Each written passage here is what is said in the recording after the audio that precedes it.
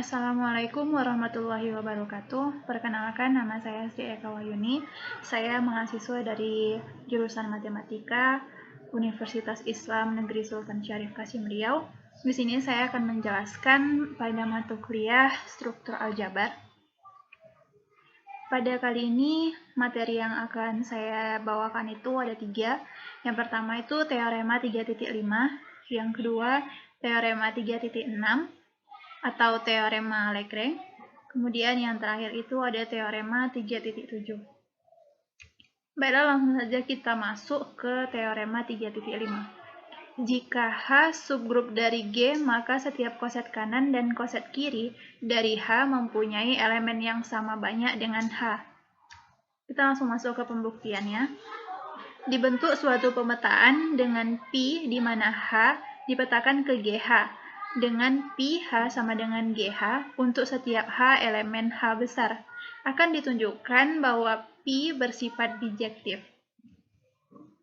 Diambil sembarang H1, H2 elemen dari H, sehingga dengan pi H1 sama dengan pi H2, maka GH1 sama dengan GH2.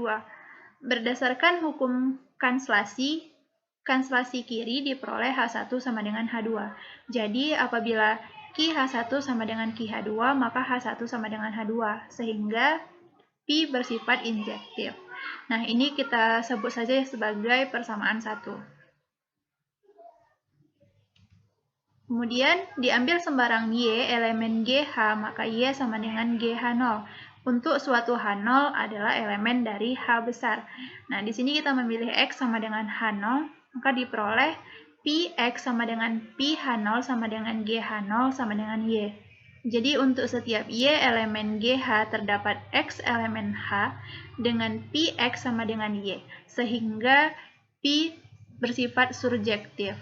Nah, ini kita anggap sebagai persamaan 2. Nah, berdasarkan persamaan 1 dan 2 dapat disimpulkan bahwa Pi bijektif sehingga H dan GH mempunyai elemen yang sama banyak. Dengan cara yang sama dapat ditunjukkan bahwa H mempunyai elemen yang sama banyaknya dengan HG untuk setiap G elemen G besar. Kita lanjut ke teorema 3.6 atau teorema Lagrange.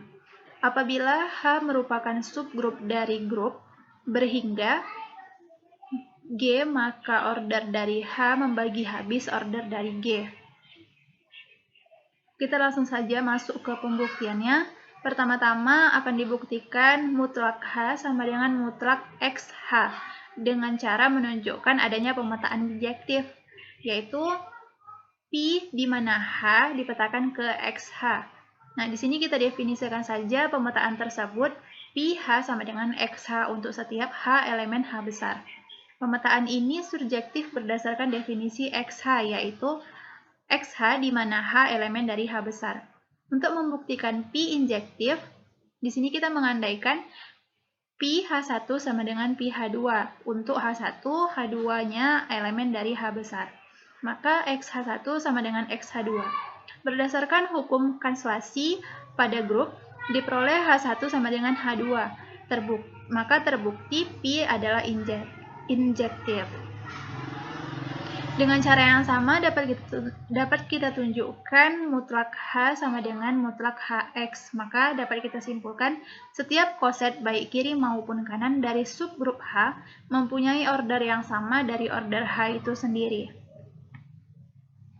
Karena XH merupakan kelas ekuivalensi, maka G terpartisi menjadi N koset kiri, yang setiap koset kiri mempunyai anggota sebanyak mutlak H. Jadi dapat kita simpulkan bahwa mutlak G sama dengan N mutlak H.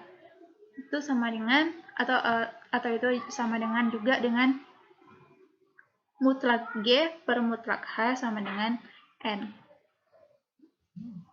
Kita lanjut ke teorema 3.7. Setiap grup berorder prima merupakan grup siklik. Kita langsung masuk ke pembuktiannya.